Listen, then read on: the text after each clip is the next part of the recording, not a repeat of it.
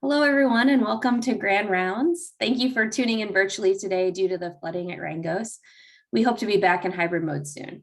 We're honored today to have Dr. Sansea Jacobson speak to us about physician well-being. As a reminder, questions can be posted in the Q&A throughout the lecture, and you can join us for a more informal meet and greet at the end of the presentation by asking the host to unmute you. The CME code will be posted in the chat. Dr. Sansea Jacobson received her undergraduate degree from Dartmouth College and Oxford University and completed her medical training at the University of Pittsburgh. Upon completion of her training, she remained at UPMC, where she's now an associate professor and program director for the Child Psychiatry Fellowship and Triple Board program. Clinically, Dr. Jacobson devotes her efforts to the prevention of youth suicide at the Star Center. Academically, she is co-chair of the GME Well Committee, where she oversees well-being initiatives to support our 2,000 residents and fellows across the UPMC healthcare system. In these roles, she has earned herself a reputation for being a media mental health advocate and a fierce physician well-being champion, recognized for her innovative initiatives such as Curbside and the Well Toolkit, which has received more than 17,000 visits in the last 2 years. Nationally, Dr. Jacobson has served as the co-chair of the AACAP Training and Education Committee, an ACGME well-being collaborator, and an invited speaker at national conferences, academic institutions, and a recent NIH Grand Round. Please join me in welcoming Dr. Sansea Jacobson.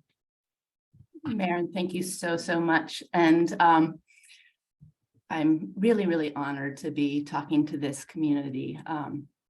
The pediatrics department at UPMC is very dear to me, and I wish that we could be in person. As I'm pulling up my slides, to just remind me that you guys are actually here and I'm not just speaking to a screen in my clinical office. I would love if any of you have the opportunity to, don't do it if you're driving, but just throw a word in the chat that describes how you're doing this morning. And while you do that and you think about what word you want to throw into the chat, I'm going to share my slides.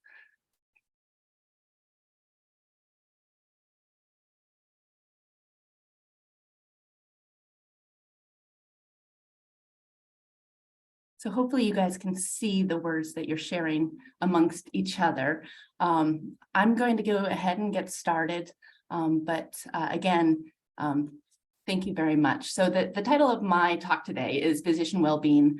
The system feels broken, and sometimes we do too. I actually came up with this title during the recent Wellbeing Symposium that we had last Friday, and I thought that perhaps it captures a sentiment that a lot of us share recently. All right, so first off, I have no disclosures, and I am indeed not a superhero.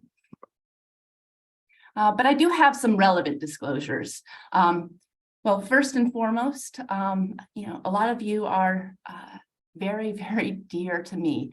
You can see some photos here of some recent gatherings, not just with my triple board residents and alumni, but pediatricians across the entire system.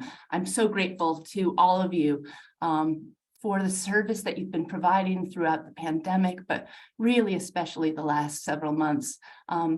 We see you, we know how hard you've been working, and your community is so very indebted and grateful to you.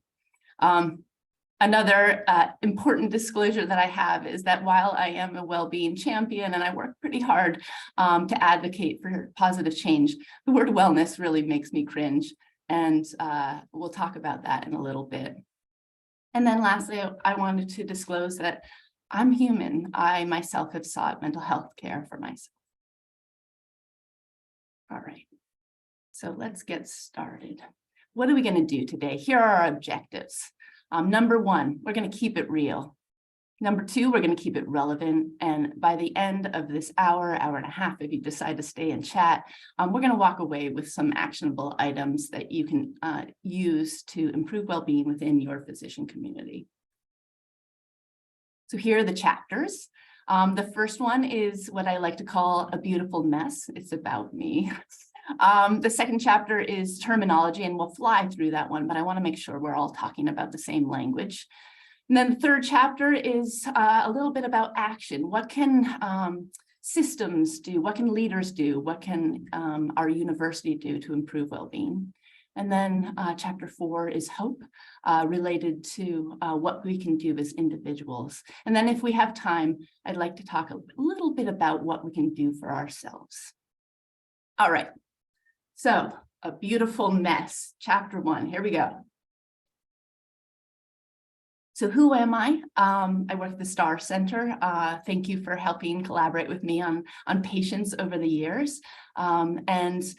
Some of you might also know me through my advocacy work. I wrote an op-ed that went a little bit viral and had the opportunity to help our nation and non-physician community understand how suicide in the media can negatively impact vulnerable youth.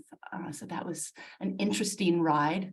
More recently, however, I decided to take my desire to make positive change and really focus it inwards towards our physician community. I felt like the combination of being a psychiatrist and someone who works in suicide prevention and someone who really loves to see my colleagues and my trainees thrive, that the well-being realm was a place that I wanted to put my efforts next. And then, of course, I'm a proud academic mom. I'm also a really proud mom. And this is a photo from quite a while ago now. I guess this is about a decade ago because my younger son is now 11. And this was a photo that was taken up at McConnell's Mill. If you haven't been up there for a hike, I strongly recommend you do so. It's truly gorgeous, especially in the spring. And this was a day where a photographer just happened to capture a picture of my beautiful little family at that time. And it all felt so very idyllic and so very amazing. I was a brand new program director. My career was taking off and everything felt pretty darn amazing. And then about 3 years later, things had really picked up. Life was happening. My husband at the time and I were working really rigorous careers, and our children were growing up. And I remember it was May, it was Father's Day weekend, and I was at a conference in Vermont, and it's where my family's from. So I was having brunch with my parents, and I remember my mother and I chatting. And I said, you know, it all should be so great. And yet I feel pretty alone in my journey. And we talked, and she wondered aloud, do you think your husband is having an affair? And I thought, no, of course not. And but she planted a seed, and I came back home and I had some pretty challenging conversations. And the truth of the matter is that both of us were really spending more time and more energy at work than we were together as a couple. And when we were home, we were primarily parenting. And after many months of really probably the most challenging year of my life, and couples counseling and the rest, it turned out that we weren't going to be able to right the ship. And my husband moved out of the house, and it ended up being that I was going to be a single parent and a full-time working mom, and a journey that I really didn't imagine would be mine. And I was really struggling. I remember it was orientation for my fellows, and I was trying to get my own schedules coordinated, and someone asked me how I was doing, and I literally burst into tears at work. And and that continued to happen. I felt tired. I'm a really energetic, usually really positive person. I was having a hard time getting out of bed. I wasn't hungry. I was losing weight. I was snappy with my kids. I was making small mistakes. I was inefficient. And I blamed it on what I was going through. Of course, this is how I felt. My marriage had fallen apart. I was, trying to figure it out. And it literally took two things. One, we were using a new app to try to track mood for our patients here at clinic.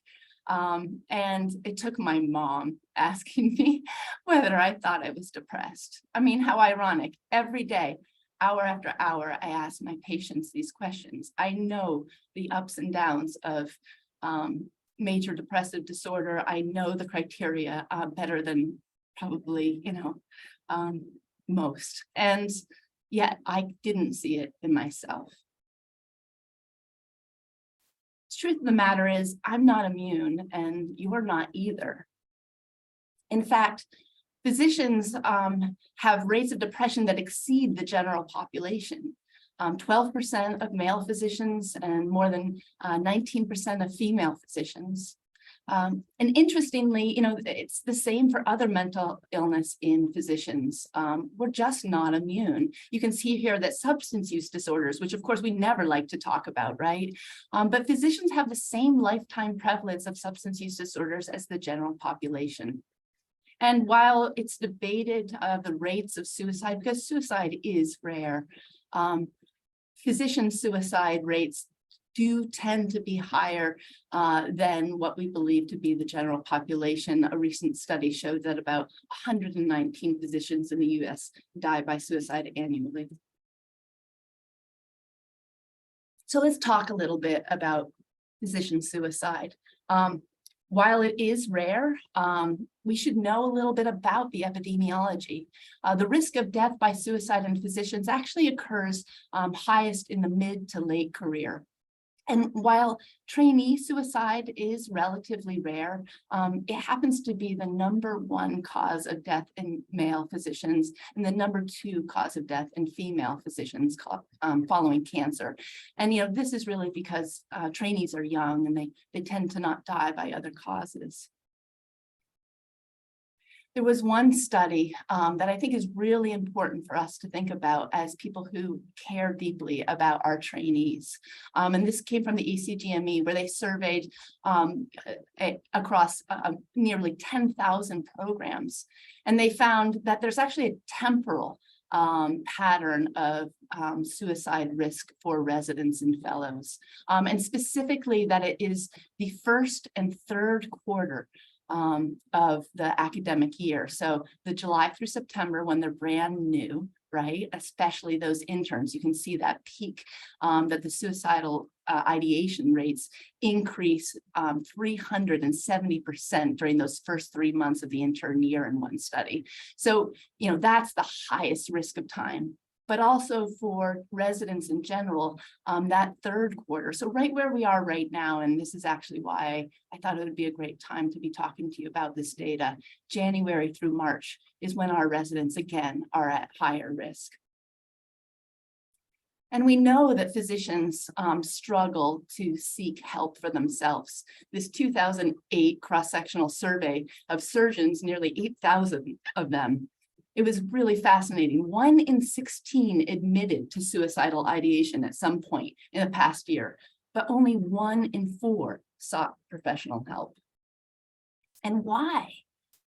Well, there are studies that look at this. And so here's one that shows the reasoning behind why depressed physicians choose not to seek help for themselves, even though they know that they're depressed. So they say time. We're all so busy, right? And that's the #1. But time really shouldn't be enough. Inconvenience, when do you fit it in? Confidentiality, stigma, preferring self-management, which we can talk about that, and cost.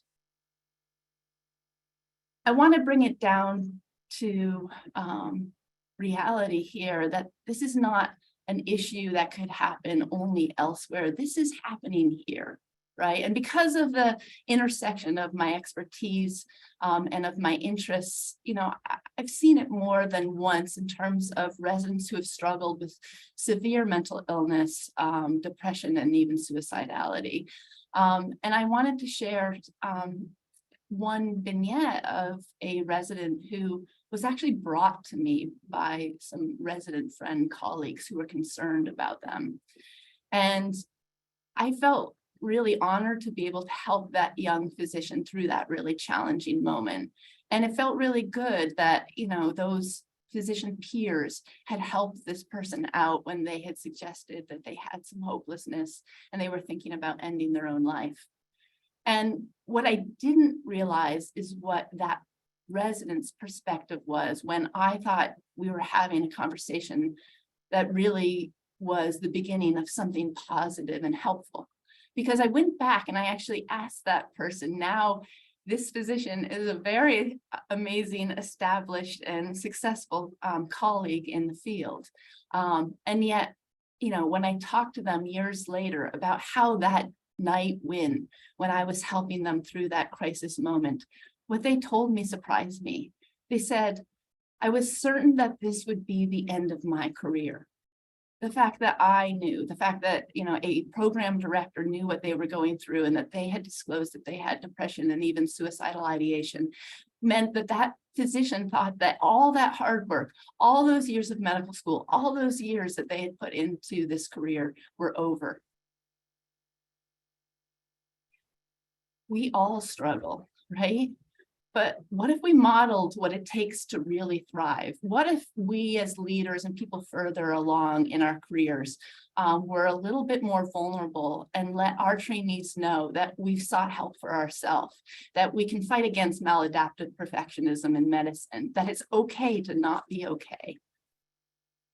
A friend of ours over at Yale, Andreas Martin and Julie Chilton, did a study, and they've done a second one too, and they looked at medical students. And sure enough, when people who are further along in their medical careers share that they got treatment or sought help when they were struggling, that more than 90% of the medical students agreed or strongly agreed that they too would seek help for themselves if they were struggling in the future.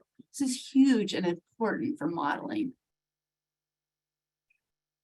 But physicians need to not only know how to access help and when to access help, but they need to understand the practical implications of doing so. All right. Chapter 2. Yes, I am a child psychiatrist who named her child Wilder. And if you see me in the emergency department for stitches, you have to keep your laughs to yourself. This is Wilder, the product of 2 psychiatrists. And you can see, even as a very young child, he was amazing at expressing his emotions. So let's talk about it, because we've been talking about depression, we've been talking about mental illness, but physicians struggle with a variety of things, because the truth of the matter is, wow, our jobs are hard, right? We have both acute stressors that the general public has and doesn't have, as well as chronic stressors. And we've listed some here. I just added on the chronic stressor, of course, of COVID-19 pandemic. And of course, for you guys, RSV and flu season and the rest is really causing job and work compression to be nearly intolerable. And we know the effect of stress on our brains, both in the acute setting, but in the chronic setting, causes a chronic stress response that should be expected. And we, again, are not immune. And so we take these careers where we have the risk of malpractice, we have patient deaths and difficult outcomes, we have just the challenge of the rigor of working in academic and medical systems that can be wonky and even broken. And then you throw the first pandemic and you add it all up. And the second pandemic being mental illness, again, physicians just can't be immune to this. We are human. And yet it's critical that we make sure that we don't conflate burnout and depression. I really like this quote from this paper. It's critical that burnout not become the catch-all term for emotional distress experienced by physicians, right? And we'll talk about burnout in a little bit here. I'll try to keep it brief because I know you guys are burned out on hearing about burnout. But here we have burnout. Really, we think about this as a stress response to occupational stress, right? Where depression is a mood disorder and not necessarily correlated to any stressful event. We know that burnout primarily manifests in the workplace. And in fact, if you pull yourself away, take a vacation, spend more time with family, distract yourself from the work stressors, the symptoms seem to improve. Where with depression, there's really no evidence that simply removing stressors is going to resolve the symptoms. And, it's indicated to have more evidence-based mental health treatment like psychotherapy or medications and then really importantly, we'll talk about this in a second. There has been a study recently that shows that while burnout does have some correlation to depression, there's no direct correlation between burnout and suicide in studies. While obviously, as you know, depression can be associated with suicidality. And so here's Maslow's triad. We know it well: emotional exhaustion, depersonalization, low sense of personal achievement. This is what burnout is. And we know these data too. Medical students come in, they're even more resilient than the general public and have less burnout than their age group peers, but then it quickly reverses in medical school and burnout persists and worsens throughout training. And then as you can see here, burnout rates are pretty sky high during the pandemic. And since we're talking to pediatricians today, I just wanted to highlight the most recent Medscape survey that showed, sure enough, there you guys are in the top tier of burnout percentages.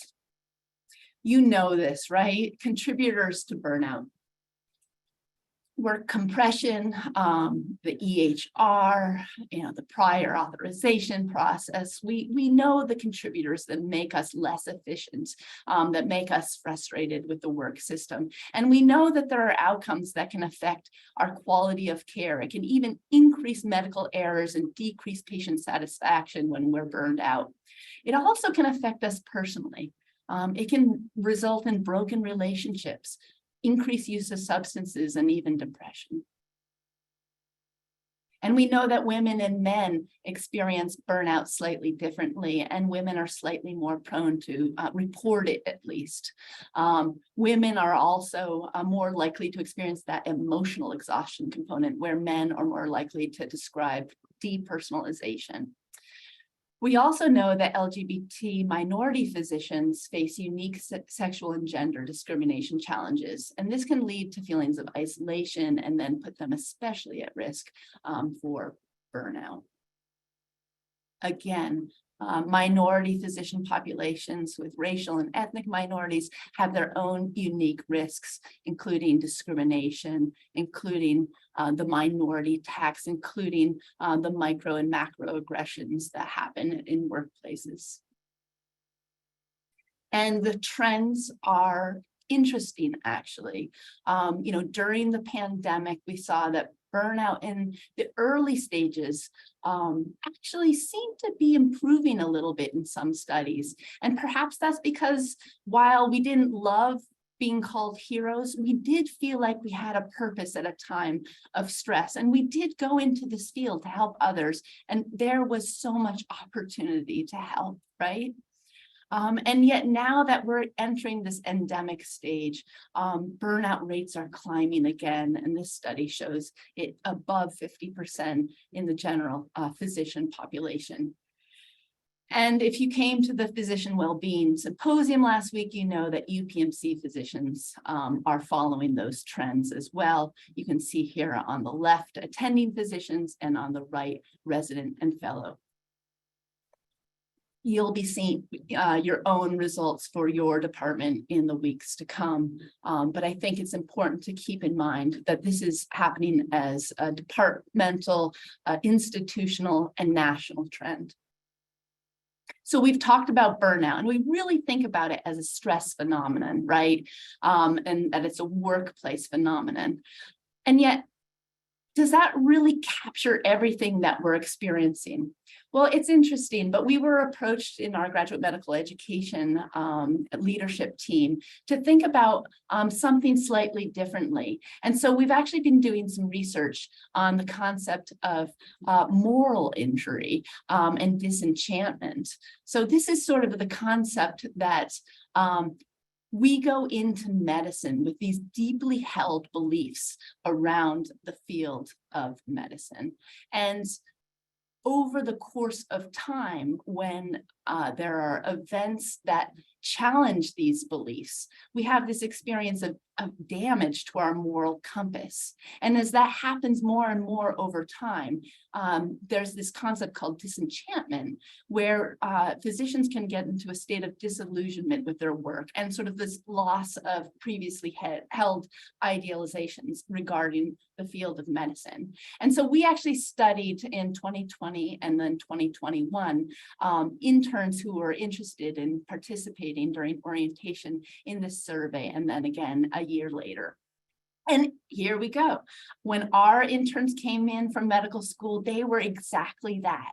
All but one of them in the survey idealized medicine as a profession, 99.4%, and 93.4% would choose medicine again, even with more than $200,000 of debt, right?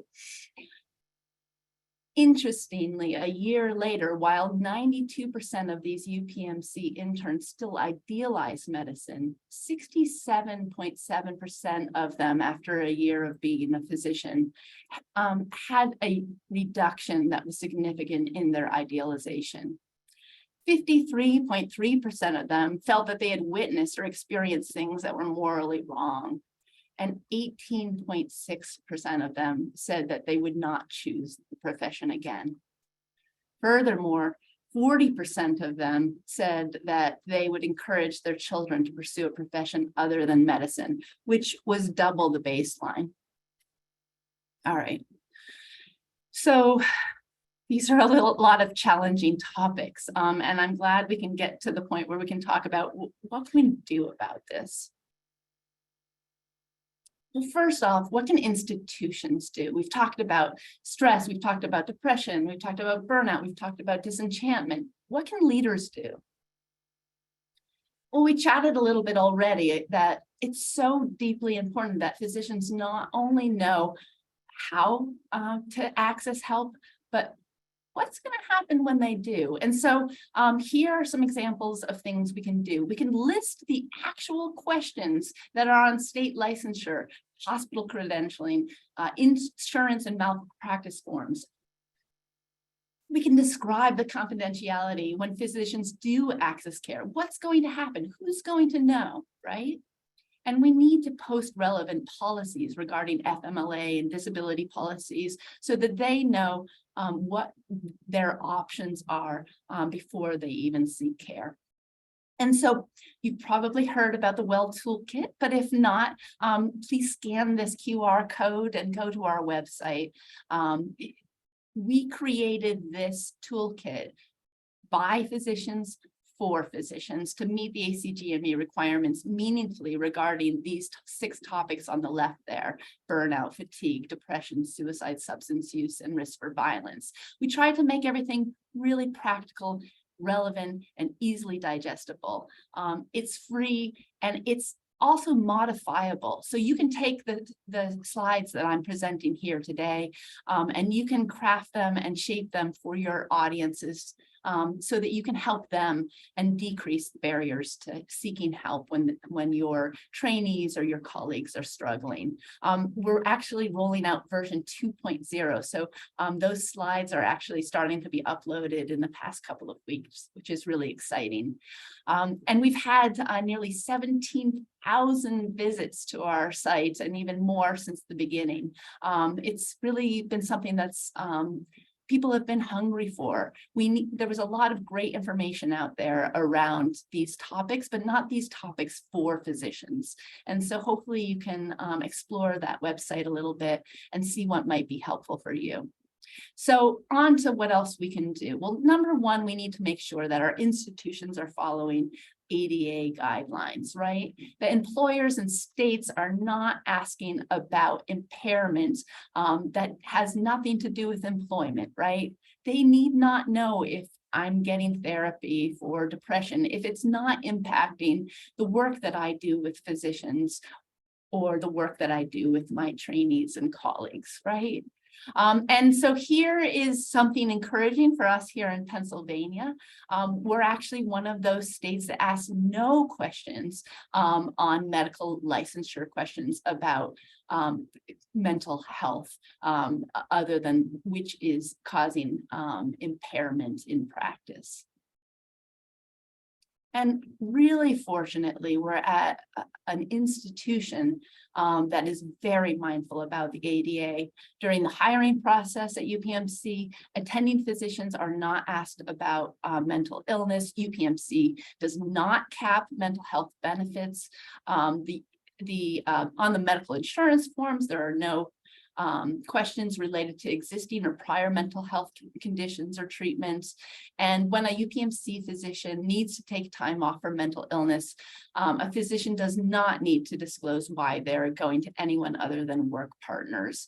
And this is true both for voluntary and involuntary commitment. Here are the actual questions on the hospital privileging questionnaire. I cut and pasted them again this year to make sure they were up to date. And so you can see them here, but it's exactly as I said. These questions are ones that really only ask about the things that would impair our ability to be safe physicians at work. Again, the clinical competence evaluation form, when physicians are asking about our peers, similarly, it's only questions about impairment. And if you want to access more information about confidentiality or leave of absence or short-term disability, the InfoNet knows all. All right. And one of the topics that I know is especially rife with stigma is that of substance use disorders. And so we're really grateful for the creation of this complicated but important algorithm to show physicians that absolutely there are paths to making sure that you can remain a physician even with a substance use disorder. And in fact, it's better to access help voluntarily, obviously, than being found out. And so that being said, a physician who's struggling to decide what to do with this information, that they know they're struggling with substance use, they know they want to get help, how wonderful to know the actual steps that would happen were they to voluntarily reach out for help. So this is the WELL flyer, or also known as the WELL resource guide. Please make sure, if you do nothing else today, download one of these. There are versions for residents and fellows, and there's also a version for attendings, so that you can post them where physicians are. And I just want to highlight a couple of the ones that maybe you're not as familiar with as far as resources for physicians on the WELL flyer. This one's relatively new. It's called Curbside, and it's not a mental health service per se. It's really a concierge service, all right? So if you are wanting to seek help for yourself, mental health care for yourself as a physician or a family member, you can call this number, and you can get a confidential referral based on as much information or as little information as you want to give the clinician who collects that information. And then they will get back to you within a week, usually within about 3 days, with about 2 to 3 options of mental health providers who hopefully meet your needs. And if they don't, then you can go back to Curbside again, and they will ensure a warm handoff. And since this is my baby, if it goes awry, then I would love an email or at least a word by word of mouth that it didn't work for you, because this needs to work. All right. And fortunately, in the first year of implementation, we actually had 74 UPMC physicians who contacted Curbside. So it's being used, and you know, we want it to be used. You can see here, these are the reasons why folks called Curbside: anxiety, stress, struggles with their family, depression, relationship issues, and issues within the workplace. All right, something else that's pretty new and you may or may not know about. the interactive screening program. So this was initially rolled out to the medical school, then the residents and fellows, and now to attendings. How cool. This is actually a collaboration with the American Foundation of Suicide Prevention, who are near and dear to me in the work I do clinically. And what they did was they created a survey that reviews a variety of well-being topics and mental health topics that you log into a server, you create your own unique ID and password. Nothing has to have your name or your employment information attached to it, because it literally goes through a secure server that you access through the internet. All right. And so you fill out this form, and then it's reviewed by a clinician on the other side. And then through that server, you log back in after the clinician reviews it and scores it, and they will give you feedback on sort of the levels of distress that you might be in and the types of resources that you might benefit from. And then you can have an electronic dialogue with that clinician to decide what you want to do with that information, if anything at all. All right. Another one I want to bring up, because we've been talking about depression, anxiety, and mental illness, but also there are physicians who are struggling just because work is challenging. We have challenging outcomes, and you don't necessarily need to be mentally ill to feel really overwhelmed. Physicians for Physicians is an amazing resource. It's a peer-to-peer program where you can talk to another physician outside of your specialty to discuss any work-related stressor or adverse event. And of course, there are crisis resources, Resolve, the National Suicide Prevention Lifeline, which, if you haven't heard, how cool, we have 988 now. As of July 2022, the suicide prevention hotline changed to a 3-digit number, which has actually recently shown a huge increase in utilization, which is just wonderful. And then within UPMC, we also have a threat and assessment response team for any kind of risk for violence within the workplace. I know a lot of you have friends outside the institution, so I also wanted to share these national services that are available to physicians nationwide, including a physician support line, the Emotional PPE Project, which was really active during the early stages of the pandemic, and then obviously 988 is for everyone. All right.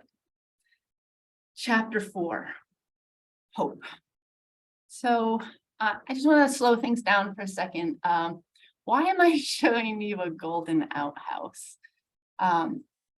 So this is actually a little charm from my grandmother's charm bracelet. When I was a child, she had this amazing charm bracelet. It had all sorts of these beautiful little charms, one that was a Ferris wheel and one that was a little skier, and a lot of the pieces moved. But my favorite was actually this beautiful little piece, and you could open it up, and sure enough, there was a little gold man inside sitting on the potty. And I just thought that was delightful. And anyway, a couple of years ago, my house was broken into, and it was just me and my 2 boys, and it was pretty scary.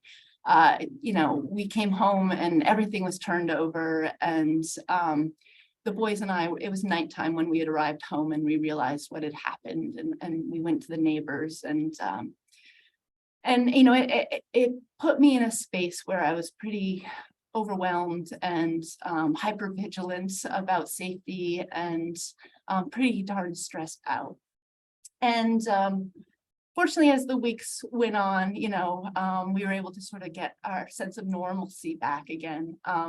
But it wasn't until about a month later that my older son was in my bedroom and found underneath my nightstand the little golden outhouse.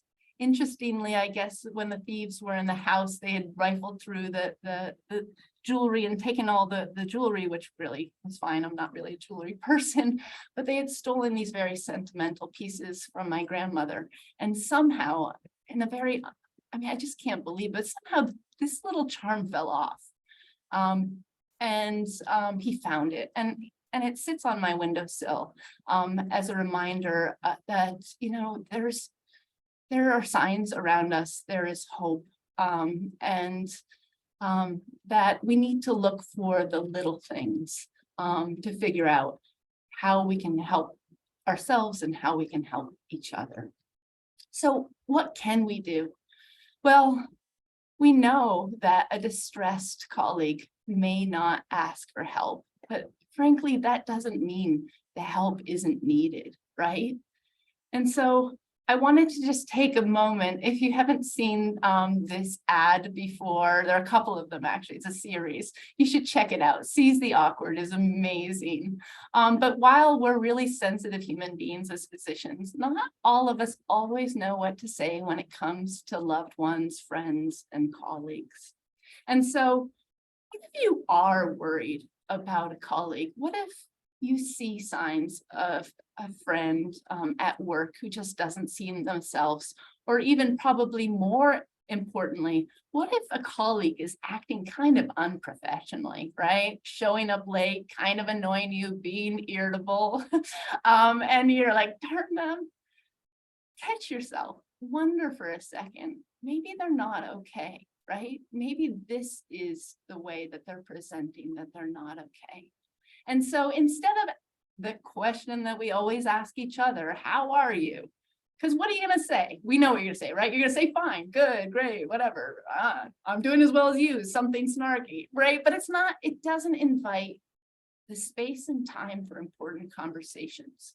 And we need to carve those spaces and time out, especially when we're one-on-one, whether it's virtual or in person. Making the space and time to ask a question like, you don't seem yourself.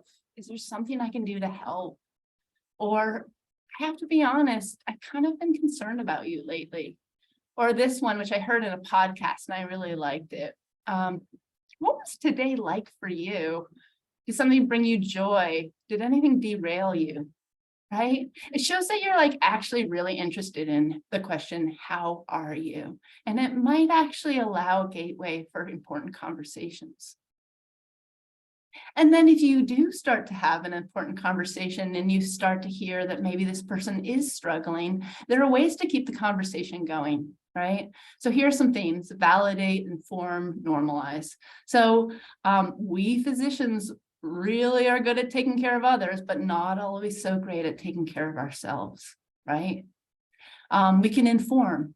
Hey, seeking help, it can be confidential and it doesn't have to impact your training or your career.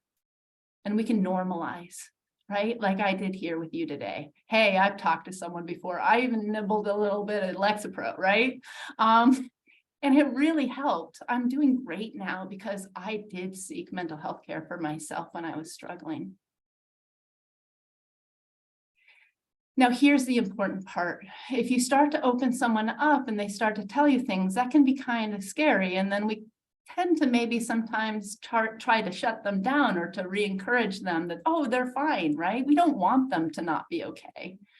But actually, it's important. If you suspect that someone's truly not doing okay, even a friend or a colleague, you can ask these questions. In fact, we know that asking about suicide does not increase the risk. And in fact, it is protective. So questions like, have you had thoughts that life isn't worth living? Those hopelessness questions, right? Have you actually contemplated suicide or ending your life? Have you thought about killing yourself? If your conversation gets to that point, you need to ask that question if you're truly concerned about it. And asking directly actually communicates that you're open to discussing it, that you can be non-judgmental and supportive, that you're going to actively listen without judging or dismissing. And this is the most important part here, all right? Avoid imposing your own reasoning. And instead help them express aloud what they're weighing in their own mind. It's so easy to be like, hey, you're an amazing doctor. You help so many people. You do so great, right? And yet step back and hear what they're saying, just like you would do with a patient. And then, of course, the specifics of what they're saying informs how concerned you should be. And I have some more slides at the end if we want to talk about it. But obviously, this can be a whole talk in itself. The most important thing, though, of course, is that if you are concerned about their imminent safety, you really need to stay with them and make sure that you involve crisis experts. And just a reminder there, we have plenty of them here, both locally and nationally. All right, so I've done this before, and I told you about that resident who was brought to me who I thought I was helping. And the truth of the matter, I was helping them. And when I talked to them about how it was years later, and I did that night, I was worried about their safety, and we got them in the next morning to see someone, and their spouse was, with them, the entirety of the time between my talking to them and getting in to see the colleague, and it all turned out great. And it all turned out confidentially. And they took a little bit of time off and no one noticed, right? It really didn't matter. It was fine. But at the time, it felt like the end of the world to that person. And they admitted, they said, it was absolutely not what I wanted and exactly what I needed. So just a little reminder that, like, it might be that that person isn't 100% on board with receiving the information you're trying to tell them or trying to help them with. And yet, if you're really concerned about them, you need to make sure that they know that help is available, that there are countless other physicians who have been similar circumstance, that there's safe and evidence-based mental health treatment that's effective and it works, right? It really works. I wouldn't be in this field if it didn't. Substance use can be problematic in physicians. We talked about that, and sometimes that really is the barrier to care. So let a physician know if they're worried about that aspect of their mental health, that more than 90% of physicians who complete substance use disorder treatment are practicing at 5 years. Physicians do so much better than the general public with substance use disorder treatment. It's really impressive. And the interventions for any kind of mental health care can be affordable, confidential, and logistically possible. And really importantly, that the intensity of how they feel in that moment is temporary. All right, do we have time? We have time. I'm always running late. How do I have time? All right, here we go. So reading the signs. Let's talk a little bit about this. So when you see the word resilience, what do you think? I know what I think. When I hear the word like wellness and resilience, I cringe, right? And that's because of this, right? This concept that somehow, if we're thinking about well-being at only the individual level, we're missing the boat. And this is Tate Shanafelt. He's the biggest researcher within the physician well-being realm. And he says, we need to stop blaming individuals and treat burnout as a systems issue. If it affects half of our professionals, it indirectly affects half of our patients, right? I mean, absolutely. I see the applause and the thumbs up. Yes, yes, yes, right? And so we've been working really hard within the realm of physician well-being, and our colleagues over at Physician Thrive, Jen Berliner and Joe Losi, and my colleagues over in the GME, especially Vu Nguyen, we've been working hard to figure this out. And have we figured it out? Of course not. But we're doing our darndest, and we are advocating for ourselves and for you all. And one of the things we've done several years in a row now, we just did last week again, was we're asking our C-suite executives to listen to us. We're allowing the physicians to literally ask questions of these folks who are running our institution and let them know, our ideas and where we're feeling the hurt. And we're letting you guys let us know in a variety of ways, right? Or I shouldn't say letting. I know we totally were like trying to track you down and fill out these forms. And I'm sorry, survey fatigue is real, but we are trying to understand it, right? And so thank you for filling out the forms. And, every other year we're taking a pulse. How is our community doing? And I thought the most encouraging thing on the most recent fall well-being survey was this data. that showed a little bit of improvement in terms of physicians believing that their ideas are valued in important administrative decisions, that we're taking a slight, direction in the positive way of physicians feel like their voices are being heard a little bit more than in the past. And that's hugely important because we know that both organizational well-being strategies and individual ones are effective when we look at the literature. And so we're doing a variety of institutional level systematic change to try to help physician well-being, and we'll talk about those in a second. And I want to walk you through a little timeline here. So this is 2015, when well-being was just wellness. It wasn't even the word well-being yet, and we were thinking about wellness as literally yoga and broccoli, right? That's me and my son while they're doing a little yoga in the front foyer.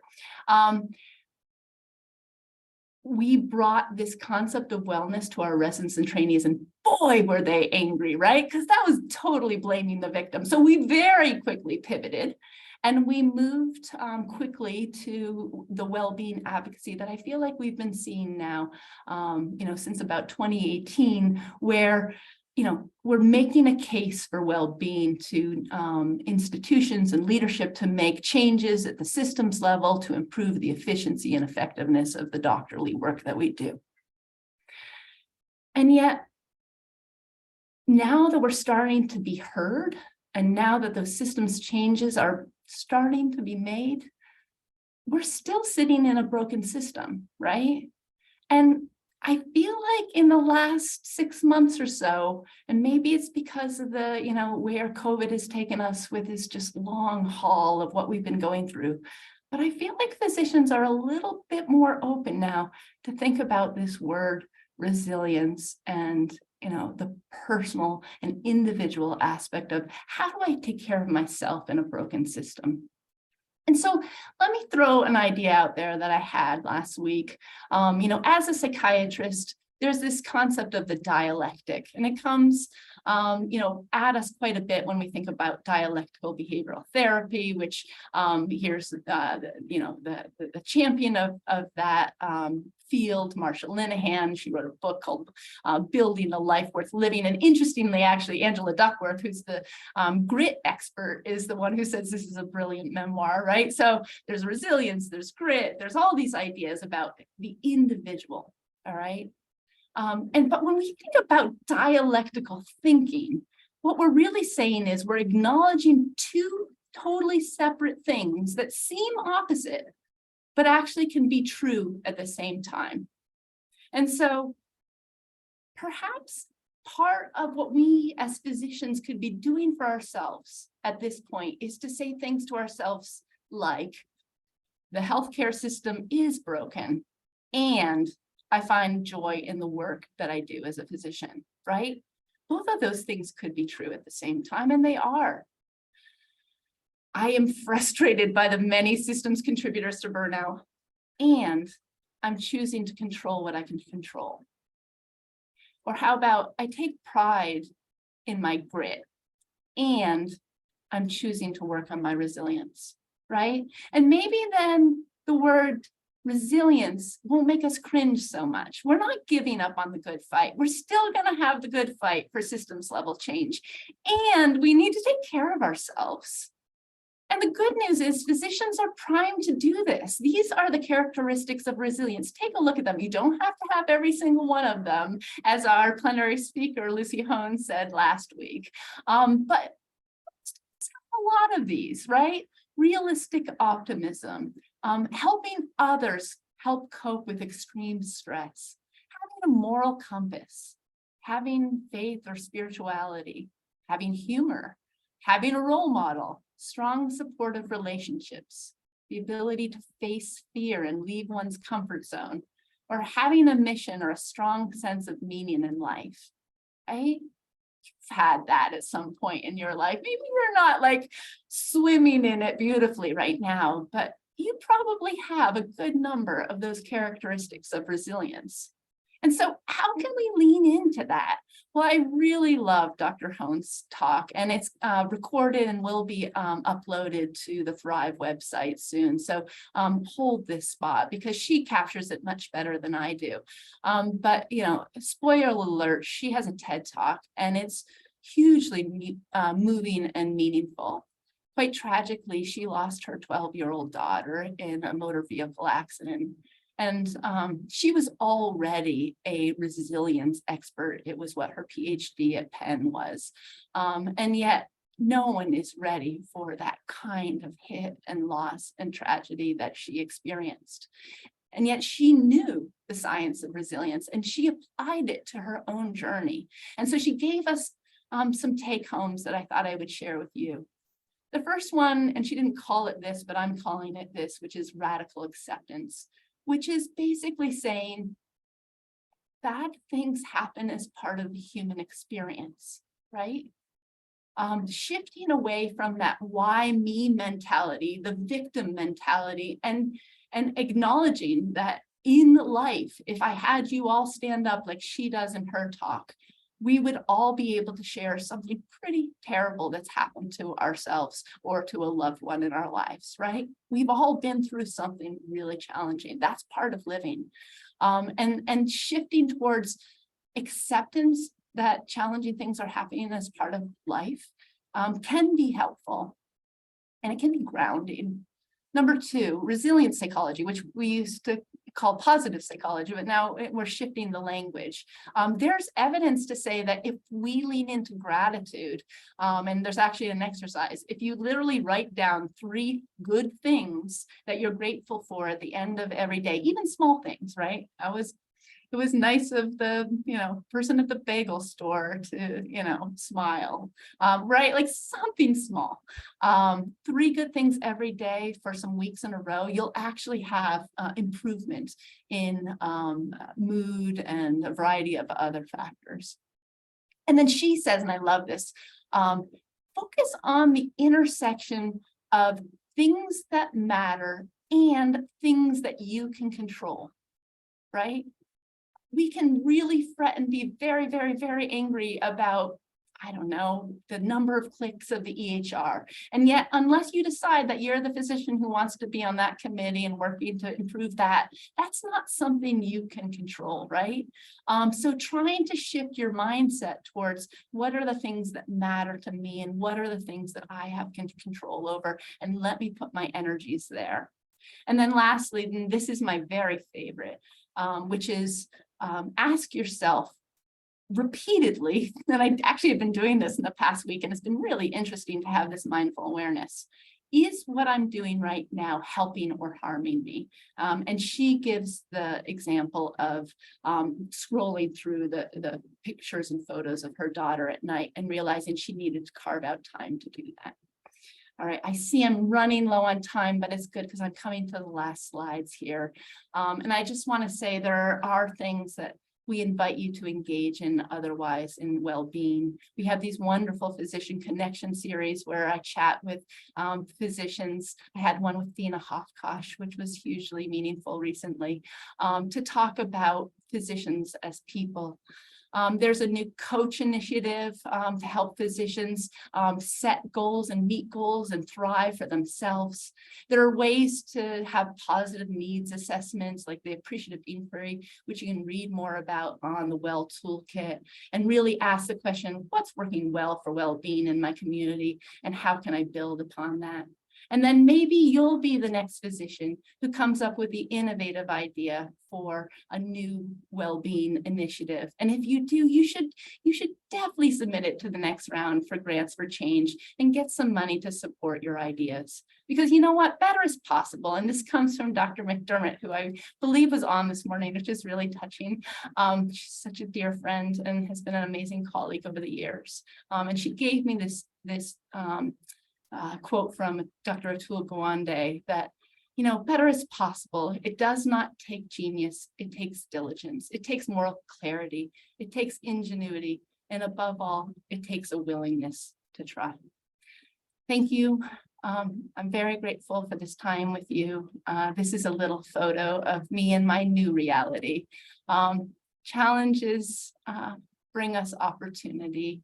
And I'm grateful for the path that I've been on and the struggles that I've had and the opportunity to share it with you all. Thank you.